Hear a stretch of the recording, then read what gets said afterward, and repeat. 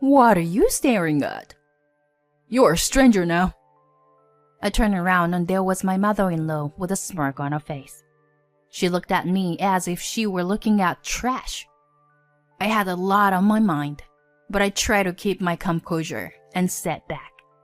Yes, I know. But this house? What? After all this time? It's no use apologizing. Get out of my son's house as fast as you can. I understand. The movers will be here shortly. Oh, well, can you make it quicker? She must be quite happy to live alone and doting on her son. Her own son lives in a condo. Now all that is left is for me to get divorced and for me to leave, and all will be well for her. She must be thinking like that. But I'm sorry to hear that. Do you think you can get what you want after mocking people so much? I won't let that happen. I'm going to push you to the limit. My name is Cecile. I am 29 years old. I got married 2 years ago, and now I work for a company. I met my husband Douglas 4 years ago. He was working at a factory that was a subcontractor of our company. We first met at a business meeting. I was one in charge of the meeting, and I went to the factory, but he was also the liaison. In between meetings, we began to do small talk and naturally grew closer. We became attracted to each other, and eventually he asked me to go out with him. After 2 years of dating, we successfully made it to the finish line. My family and colleagues congratulated me, but my good friends were a little concerned. The reason was that my husband's income was lower than mine. My company is a fairly large one, and even I, as a woman, earn nearly twice as much as my age. In contrast, my husband, who is the same age as me, earns less than half my income. Why would you marry someone who earns more than half as much as you do? I was asked many times by good friends, but I didn't care about money. I have never had much of an appetite for material things, and I buy only the bare minimum of clothing. I have plenty of money saved up, and if I had to spend it on someone I liked, I wouldn't begrudge it. That's what I thought. Because of this personality, I didn't mind marrying Douglas. But I didn't realize at the time that my marriage to Douglas was going to be a huge mistake for me. After about a year of marriage, we moved to a condo. The reason was that my husband started saying that he wanted to live there at least once in his life. I was against it at first because it came out of the blue. But once he starts talking, he never backs down. On this particular day, he started talking to me again. Let's move to a condo. You're talking about that again. I'd rather save up and buy my own home than move to a place like that. In this day and age, owning your own home is nothing but a disadvantage. It costs a lot of money for the land, and it takes a lot of time and effort to maintain. On the other hand, with a condominium, the management company takes care of everything. That's true, but... Right? And their security is the best. I'm just worrying about you. You worry about me? I still don't know if my husband really thought so at the time. It may have been just a stopgap lie to get us to move to a condo. Still, I felt that he was thinking about me that much. I was so pleased with my husband's love that I listened to his request. We decided to move to a condo. Naturally, all the initial and moving costs were waiting for me. I was also the owner of the condominium, but he and I accepted it as a matter of course. However, right after we moved in, I began to feel uncomfortable. It was because my mother-in-law started to stay at the condo on a regular basis. Of course, it was my husband who invited her, but even so, it was too frequent. At first, it was once a week, then 2 days a week, then 4 days a week, and the frequency of visits gradually increased. Today, when I came home again, I found my mother-in-law in the living room. I was stunned, but she smiled and started talking. Oh my God, Cecile! Welcome home. What are you doing in our house, Joanna? Oh, you didn't hear? Douglas gave me a duplicate key the other day. He said I could come over whenever I wanted. That's why I came early today. I didn't know that. And I didn't know that you would just show up without any notice. That's fine. We're a family. I don't need to call you every time I go to my son's house. Oh no. I was at a loss for further words because of the difference from my common sense. In contrast to my standing still, my mother-in-law started humming and rummaging through the refrigerator. Finally, she took out the cream puffs I had bought. I'm hungry, so I'll have some. And started eating them without permission. I couldn't believe it. Did my mother-in-law really have such a lack of common sense? No matter how much she's my mother-in-law, doesn't she usually not have this much discretion? I was surprised that my own common sense and that of others were so different. The reason why I couldn't speak out strongly was because she was my husband's mother. I had a lot of things I wanted to say, but I could not say them to my mother-in-law. So one evening, I decided to talk to my husband about it. Hey, Douglas, about your mother. Could she come a little less often?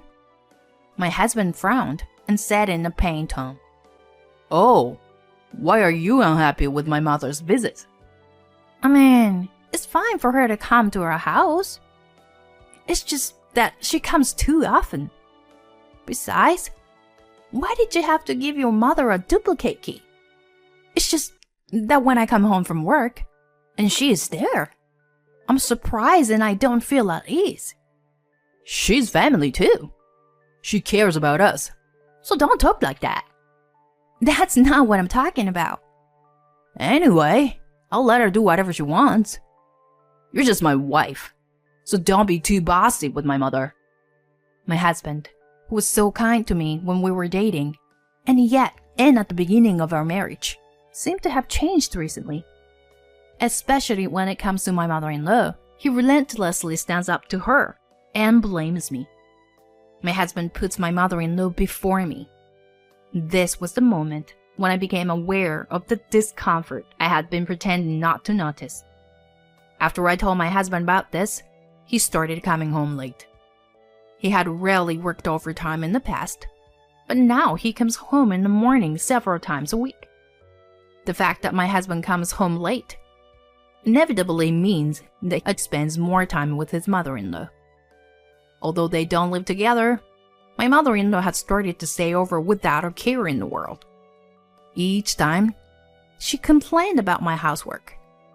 These side dishes are not well seasoned. A wife should take care of the house, not a job. That's why Douglas doesn't come home anymore. The list goes on and on. All of these are unreasonable arguments. Every time she complains, my heart's gradually worn away.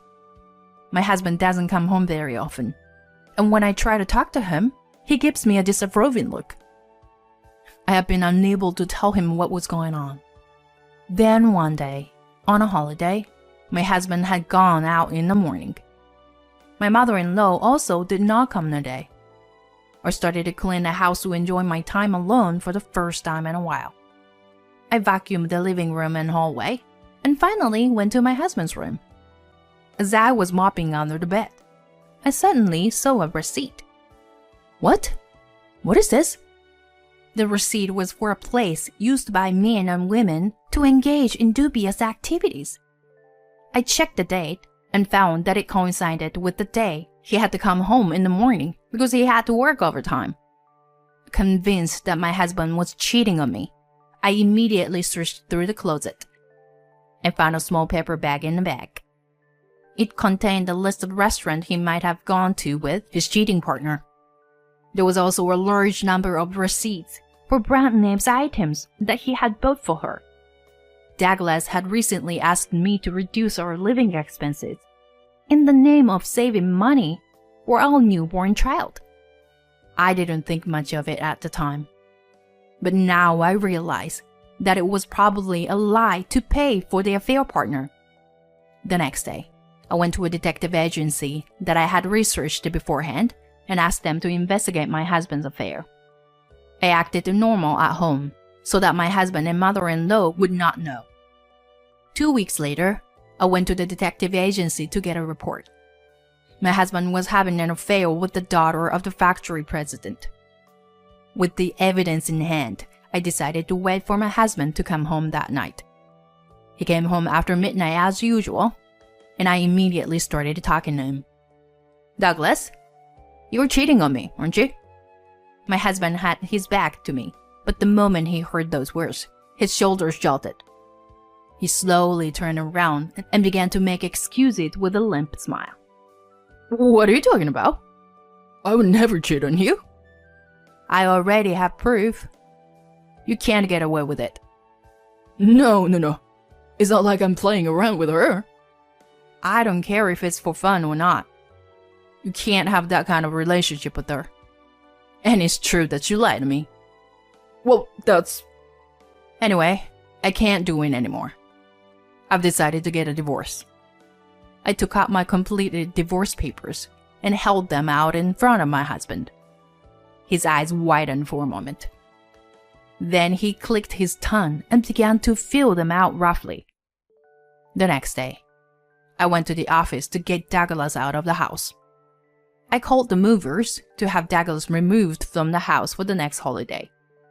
I didn't tell him about it, but he has a family home, so he would have no trouble finding a place to go. I will just cancel the lease there, as next month is the new renewal month for this condo. I had decided to move to another apartment near the office. 1 week later, on this day, the movers were supposed to come this afternoon. Douglas was off work, and I'd been home since the morning. He proudly called his cheating partner. "I've already hired a lawyer and have already filed a claim for compensation against Douglas and the cheating partner. I will soon receive a certified letter, and when that happens, the factory where he works will find out. The affair will be exposed to the president of the company as well. However, Douglas may be relaxed now that the divorce has already been finalized. He is having a nice phone conversation with his partner. While I was doing housework with him in the background, the intercom rang. I opened the front door to find my mother-in-law standing there. She was carrying a large carry-on case, and she was walking into the house. I don't know why she was carrying such a large baggage, but she must have come to stay without permission as usual. While I was doing my chores without paying attention to her, she called out to me from behind. "Why are you still here? You are an outsider now, aren't you?" I turned around to see my mother-in-law smiling wickedly at me. She looked at me as if she were looking at trash. I had a lot on my mind, but I just kept my composure and sat back. "Yes, I suppose so. But this house?" "What? It's no use apologizing now. Get out my son's condo as fast as you can." "Huh? Didn't you hear me? I said get out. You're divorced, aren't you? Then there's no reason for you to be here. From today, I'm going to live here." At that moment, I felt my sympathy for them disappeared. I found myself lowering my voice and saying in return, "Okay, I understand. The movers will be here in a few minutes." "Oh, well, can you make it quick?" "Even just for a second." I guess she is quite happy to live alone with her son. After all, her own son lives in a condo. All that is left is for me to get divorced and for me to leave, and all will be well for her. She must be thinking like that. But that's unfortunate. Do you think you can get what you want after mocking people so much? I won't let that happen. I'm going to drive you to the brink.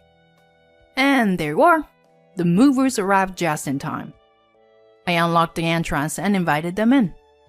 "Please take care of everything in that room. Oh, and please leave the living room as it is." I gave the order, and the contractors entered Douglas's room and immediately began working.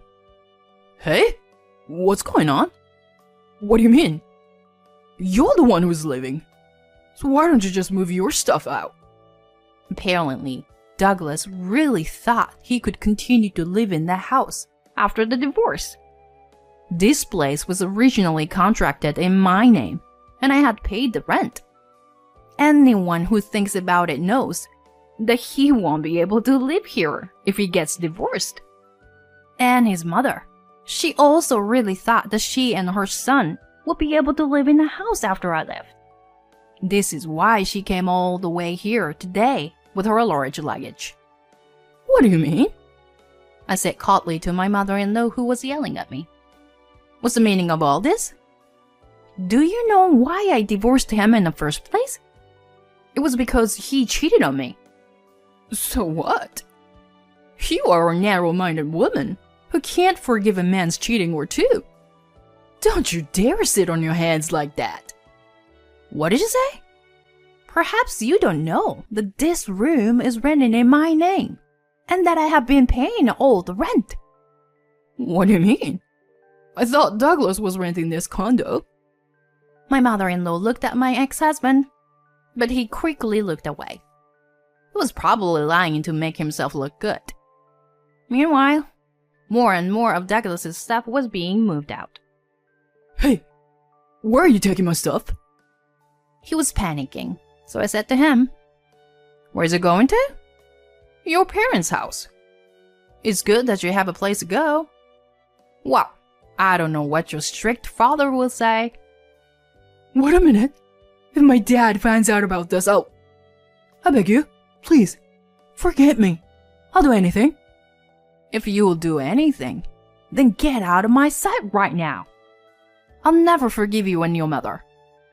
You are a distraction to my life. You're disgusting. Get out of my life. We've been together this whole time. We trusted each other as husband and wife. Who is the one who broke that trust? You live in a condo you want. You let your mother do whatever she wants. And you betrayed me behind my back. How's that? Satisfied? I bet you must have been very vain to be able to live in a tower block with your wife's money. Cecile, don't say that. Let's talk about it. Let's talk. No. Get your mother and get out of here. I'm not the one who's living in this room. You are. I guess they were surprised by my anger, which I had never shown before. Douglas and my mother-in-law grabbed their belongings and ran away. Then, they went back to their hometown. At first, they kept the divorce from my father-in-law. However, he found out everything by the certified letter from the lawyer's office. My father-in-law was furious and kicked Douglas out of the house, disinheriting him. My father-in-law called me to ask about the situation, so I told him about it. He told me that he had finally decided to divorce my mother-in-law. They were kicked out of their house and moved into a one-room apartment. However, when the president of the company he worked for found out about the affair, Douglas was fired immediately. Douglas was also cut off from the daughter of the company president with whom he was having an affair. He lost his job and had nothing left. Now, he and his mother are working part-time to make ends meet. He got what he deserved. Suck on that. As for me, I have moved to an apartment near my office. I'm living a peaceful life. I am now able to save a lot of money for rent and living expenses. Now that I'm single again, I'm thinking of going on a trip by myself again. I think about it as I look at the travel brochure I saw. From now on, it would not be a bad idea to try to live for myself. I was finally able to think this way.